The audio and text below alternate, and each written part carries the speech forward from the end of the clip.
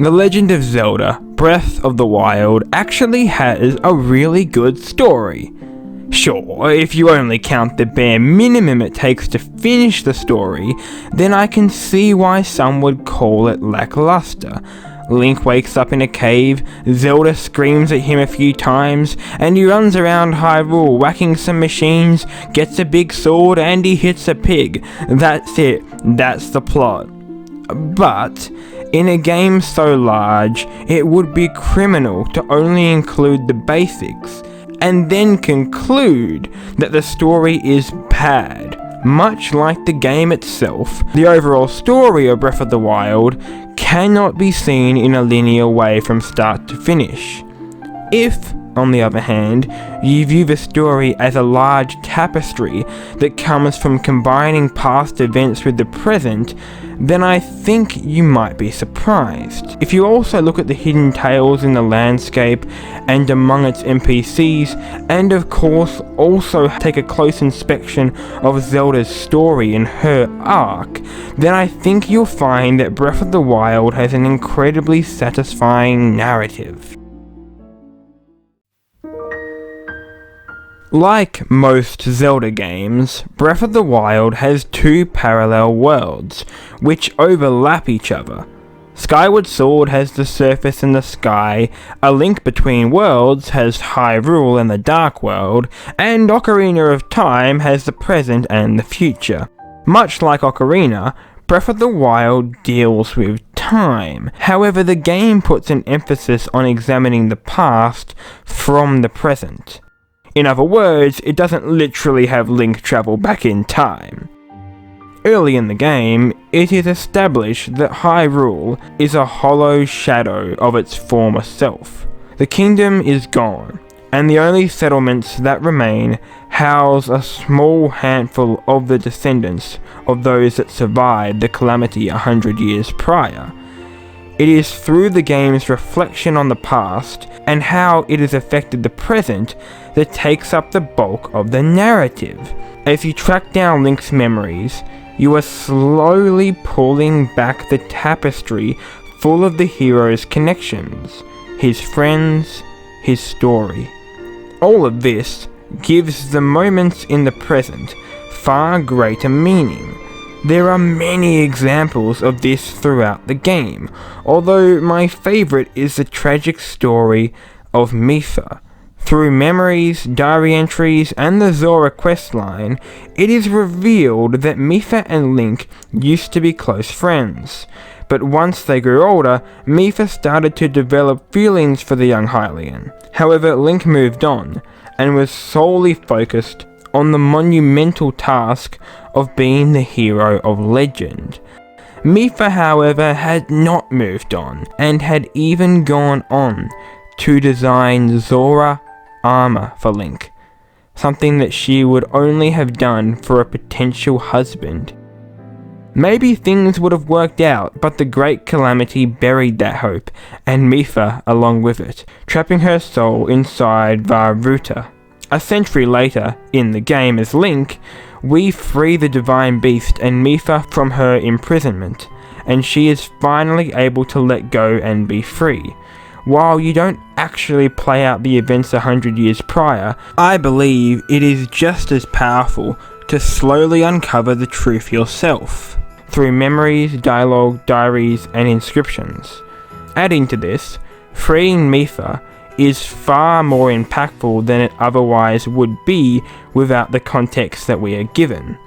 It is for this reason that I strongly believe that this type of storytelling works incredibly well in Breath of the Wild. Mind you, not all of the tales that you uncover are as in the forefront of the story as this one.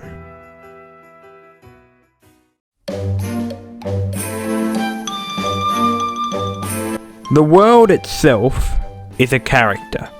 This extends to the physics engine, which makes everything act realistically, the environment, and the behaviour of the many NPCs, animals, and monsters.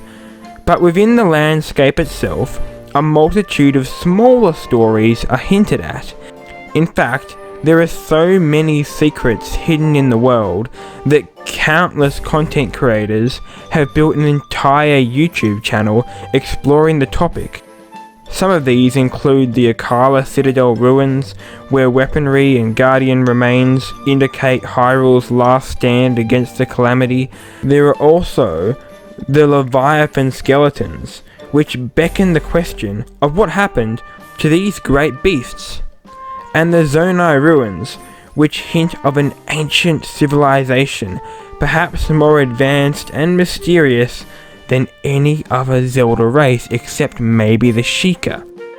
Out of all of these locations, my favourite is probably Satori Mountain, which holds the spirit of the Lord of the Mountain, a tribute to the late Satoru Iwata. Together, all of these small mysteries build a believable and complex world that is just as important to the story of Breath of the Wild as the destruction of Ganon is.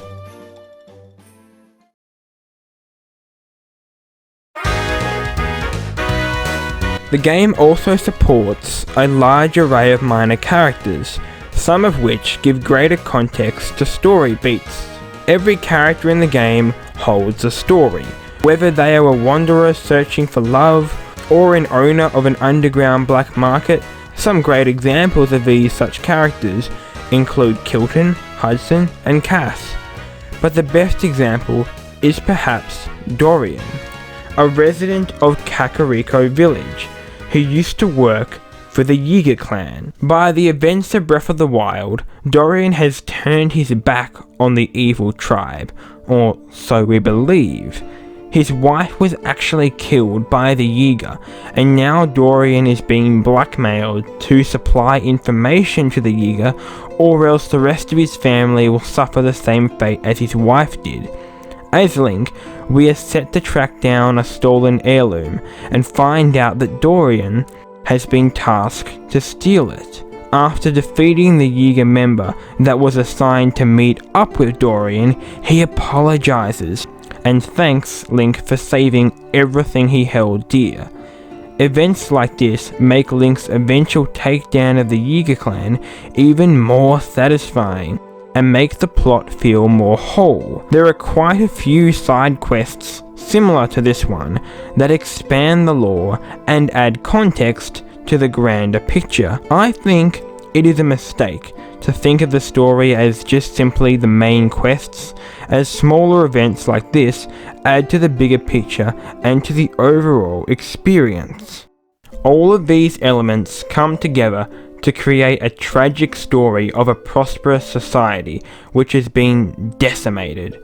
In uncovering the past to inform the present, the game adds an immense amount of depth to not just the characters, but the world itself. Furthermore, the believable minor characters, each with their own lives, not only gives players a sense that the world is alive, but reminds them what is at stake if they fail to defeat the Calamity. But while all of these elements are fantastic, they are not the true story of Breath of the Wild. They are more akin to scaffolding, which holds the true story together. Granted, fantastic scaffolding, but they are not a house on their own. If one is to look for the true story of Breath of the Wild, they need to look, unsurprisingly, at Zelda's story. Her struggle to unlock her sealing power is the core conflict of the plot. However, that's all the time we have for today.